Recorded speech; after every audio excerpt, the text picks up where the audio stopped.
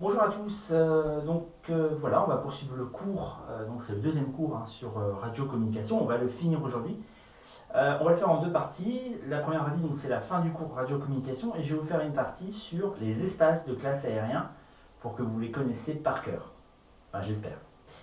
On va voir d'abord un premier appareil, donc on a vu plusieurs appareils, l'intercom, la radio, etc. L'autre appareil que l'on va voir aujourd'hui, c'est l'ELT. Alors l'ELT, c'est quoi? Eh bien l'ELT, c'est une balise.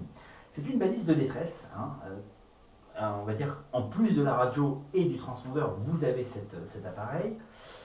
Les aéronefs donc, sont équipés d'une ELT. ELT, ça veut dire Emergency Locator Transmitter. Et cette balise, elle peut être déclenchée manuellement ou elle se déclenche lors d'un choc. Par exemple, elle se déclenche automatiquement à la même manière qu'un airbag. Cette balise, elle émet sur un signal dont la fréquence de détresse est de 406 MHz et 121,5 MHz. Je vous rappelle, donc 121,5 MHz, c'est la fréquence de détresse internationale, on va dire, qui est très importante à connaître, et 406 MHz également. Des satellites reçoivent alors le signal et le transmettent au service concerné. Donc ils vont correspondre, d'ailleurs, qui correspond à la nationalité de l'avion. C'est important de préciser. Donc en France, c'est près de Toulouse, par exemple. Mais la couverture, par contre, est mondiale. Alors on ne va pas retourner dans les détails réglementaires des obligations, automatiques ou non, fréquence 121.5 présente ou non. Mais il existe des balises de détresse portables également. Donc ça c'est important. Alors, remarque, donc, tous les aéronefs ne sont pas obligés d'emporter une ELT, c'est quand même préférable. Par exemple, les ULM n'ont pas d'obligation. Ils n'ont pas cette obligation d'avoir une ELT à bord. Cette balise de détresse, elle est évidemment un élément de sécurité supplémentaire qui est important et qui va garantir d'être secouru rapidement, surtout, ça c'est important, en cas de détresse, voire de crash. Bien évidemment, à côté de cette ELT, il y a quand même quelque chose de très très important et que vous pouvez tous utiliser. Je vous demande juste de mettre pause sur cette vidéo et réfléchissez quelques secondes.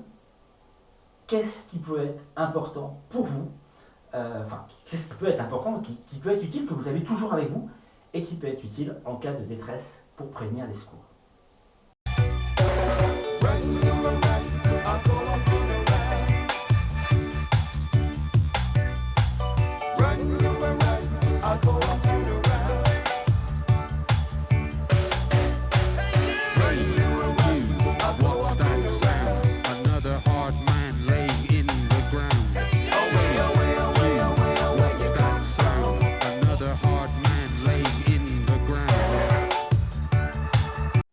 Eh bien oui, c'est le téléphone portable. Vous avez tous un téléphone portable. Aujourd'hui, tout le monde est équipé d'un téléphone portable, ou alors on est sur Mars, c'est pas possible autrement. Alors bien évidemment, en vol, on ne l'arrête pas, il n'y a pas besoin de l'arrêter. La couverture n'est pas extraordinaire, c'est sûr. Le numéro à connaître, c'est le 191. C'est le numéro d'urgence aéronautique, au même titre que le 112, qui sert pour tout le reste. Vous avez un problème en vol, vous êtes dans un circuit d'aérodrome, eh bien, vous pouvez trouver sur les cartes VAC le numéro de téléphone de l'aérodrome, de la tour, et vous contactez directement la tour.